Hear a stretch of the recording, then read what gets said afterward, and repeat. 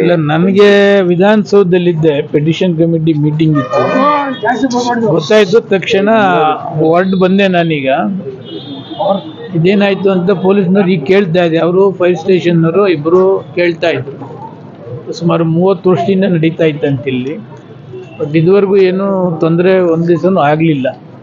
ಆಮೇಲೆ ಯಾರಿಗೂ ಕೂಡ ಅಕ್ಕಪಕ್ಕದವರು ಈ ಥರ ಪ್ರಾಬ್ಲಮ್ ಆಗ್ತಿದೆ ಅಂತಕ್ಕಂಥದ್ದು ಕೂಡ ಯಾವುದು ಗಮನಕ್ಕೆ ನಮಗಾಲಿ ಕಾರ್ಪೊರೇಷನ್ಗಾಲಿ ತಂದಿಲ್ಲ.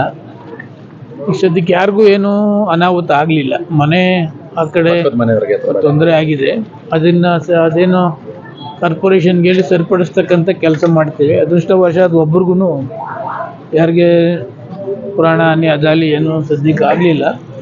ಏನು ಕಾನೂನು ಕ್ರಮ ತೆಗೆದುಕೊಳ್ಬೇಕು ಅದನ್ನು ತೆಗೆದುಕೊಳ್ತಕ್ಕಂಥದ್ದಕ್ಕೆ ಮಾಡ್ತೀವಿ. ರೆಸಿಡೆನ್ಷಿಯಲ್ ಏರಿಯಾದಲ್ಲಿ ರಿನ್ಯೂವಲ್ ಮಾಡಬೇಕಾದ್ರೂ ಅಟ್ಲೀಸ್ಟ್ ಎಚ್ಚರಿಸಬೇಕಾಗಿತ್ತು. ಕಡೆ ಅಕ್ಕಪಕ್ಕ ಮನೆಗಳು ಅದು ಏನಾಗಿದೆ, ಸ್ವಂತ ಅವ್ರದ್ದೇ ಅಂತದ್ದು 30 ವರ್ಷದಿಂದ ಇದಾರಲ್ಲ, ಅದರಿಂದ ಅಕ್ಕಪಕ್ಕದವರು ಯಾರು ಕೂಡ ಕಂಪ್ಲೇಂಟ್ ಅದು ಇದು ಏನು ಕೊಡ್ಲಿಲ್ಲ. ಅವರೊಂದಷ್ಟು ವಿಚಾರಗಳನ್ನ ಉಲ್ಲೇಖ ಅಲ್ಲ, ಕೊಟ್ಟಿದ್ರೆ ಸಾಮಾನ್ಯವಾಗಿ ರೆಸಿಡೆಂಟ್ ಅಲ್ಲಿ ಈ ತರ ನಡೀತಾ ಇದೆ ಅಂತ ಕೊಟ್ಟಿದ್ರೆ ಯಾವ ಕಾರಣಕ್ಕೂ ಲೈಸೆನ್ಸ್ ರಿನ್ಯೂ ಆಗಲ್ಲ. ಇಲ್ಲ, ನಮ್ಗಾದ್ರೂ ಯಾರಾದರೂ ಇನ್ಫಾರ್ಮ್ ಮಾಡ್ತಿದ್ರು.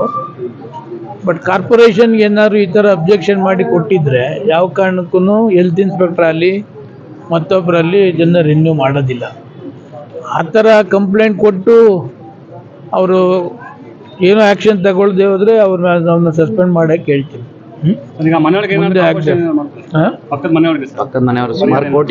ಮಾಡಿಸ್ತೀನಿ. ಈಗ ಕಾರ್ಪೊರೇಷನ್ನರು ಅವ್ರಿಗೆ ಬರೇಳ್ಬಿಟ್ಟು ಅವ್ರಿಗೆಲ್ಲ ಏನು ಮಾಡಿಸ್ಬೇಕು ಅದೆಲ್ಲ ವ್ಯವಸ್ಥೆ ಮಾಡಿಸ್ತೀವಿ. ಸದ್ಯ ಒಂದು ಅಂಶ ಪ್ರಾಣ ಹಾನಿ ಯಾರಿಗೂ ಸದ್ಯ ಆಗಲಿಲ್ಲ. ಅದೊಂದು ಇದು. ಮಿಕ್ಕದ್ದು ಏನಿದ್ರು ಮನೆ ಇದೆ, ರಿಪೇರಿ ಇದೆ, ಮತ್ತೊಂದಿದೆ, ಅದು ಮಾಡ್ಸೋಣ, ಅದ್ರದ್ದೇನು ಪ್ರಾಬ್ಲಮ್ ಇಲ್ಲ. ಬಟ್ ಯಾರಿಗೂ ಏನೂ ತೊಂದರೆ ಆಗಿಲ್ಲ ಅಂತ ಮಾಹಿತಿ. ಸರ್, ಇದು 40 ವರ್ಷದಿಂದ ಫ್ಯಾಕ್ಟ್ರಿ ಇರೋದಂತೆ. ನಾನು ಮನೆ ಕಟ್ಟಿ ಇವಾಗ 2 ವರ್ಷ ಆಗಿದೆ, ಹೊಸ ಮನೆ. ಕಷ್ಟಪಟ್ಟು ನಾನು ಮನೆ ಕಟ್ಟಿರೋದು. ಇಲ್ಲಿ ಬಾಡಿಗೆ ಮನೆಗೆ ಬಂದಿದ್ದು ನಾನು. ಇಷ್ಟು ವರ್ಷದಿಂದ ಕಷ್ಟಪಟ್ಟು ಇವಾಗ ಮನೆ ಕಟ್ಟಿದ್ದೀನಿ. ಇವರು ಬೇಜವಾಬ್ದಾರಿ, ಯಾರು ಪ್ಲಾಸ್ಟಿಕ್ ಫ್ಯಾಕ್ಟ್ರಿ ಬೇಜವಾಬ್ದಾರಿ. ಸುಮಾರು ಸಲ ಕಂಪ್ಲೇಂಟ್ ಮಾಡಿದ್ದಾರೆ. ನೈಟ್ ಮಲ್ಕೊಳ್ಳುವಾಗ್ಲೂ ಕೂಡ ತುಂಬಾ ಫೋನ್ ಬರ್ತದೆ.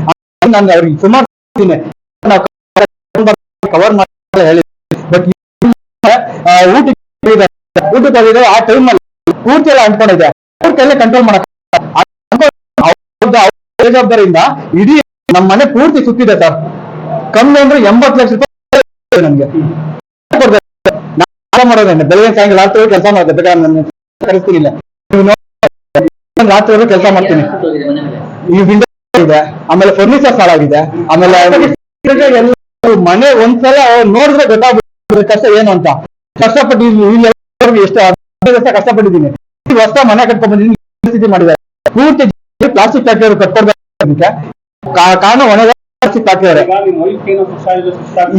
ಹೌದು, ನೋಡಿ ಗೊತ್ತಾಗ್ತಾ ಇದೆ ಅವ್ರಿಗೆ. ತುಂಬಾ ಮನೆ ಮೇಲೆ ತುಂಬಾ ನೋಡಿ ಸುಸ್ತಾಗಿ ಸೇರ್ಕೊಂಡಿದ್ದಂತೆ. ಜಸ್ಟ್ ಈಗ ಗೊತ್ತಾಗ್ತದೆ ನನ್ಗೆ. ಏನ್ ಮಾಡ್ಬೇಕು ಹೇಳಿ? ನನ್ ಮಗ ಒಬ್ಬ ಇದ್ದ, ಅವನ್ನ ಕರ್ಕೊಂಡು ಹೊರಗಡೆ ಹೋಗ್ಬಿಟ್ಟಿದ್ದಾರೆ. ನಾನು ಹೊರಗಡೆ ಹೋಗ್ತೇನೆ, ನಮ್ಮ ಮನೆ ಬಿಡ್ಲಿಲ್ಲ ಹೊರಗಡೆ ಹೋಗಕ್ಕೆ. ಯಾಕಂದ್ರೆ ಬೇರೆ ಏನಾದ್ರು ಪ್ರಾಬ್ಲಮ್ ಆಯ್ತು ಅಂದ್ರೆ ತುಂಬಾ ಅಂದ್ಬಿಟ್ಟು ನನ್ನ ಒಳಗಡೆ ಬಿಡ್ಲಿಲ್ಲ ನಮ್ಮ ಮನೆಯವರು. ಯಾಕಂದ್ರೆ ಒಳಗಡೆ ಕ್ಯಾಪ್ಚರ್ ಮಾಡಿ ಪ್ರತಿಯೊಂದು ಇಂಟೀರಿಯರ್ಸ್, ಪ್ರತಿಯೊಂದು ಇಕ್ವಿಪ್ಮೆಂಟ್, ಪ್ರತಿಯೊಂದು ಕಾಸ್ಟ್ಲಿ ಐಟಮ್ಸ್ ನಾನು ಹಾಕ್ಸ್ಕೊಂಡಿದ್ದು ಹಾಳಾಗಿದೆ. ನನಗೆ ಇದಕ್ಕೆ ಪರಿಹಾರ ಹಾಳು ಮಾಡಿದ್ದಾರೆ, ಅವರೇ ಕಟ್ಕೊಡ್ಬೇಕು ನನಗೆ. ರವಿಕುಮಾರ್ ಅಂತ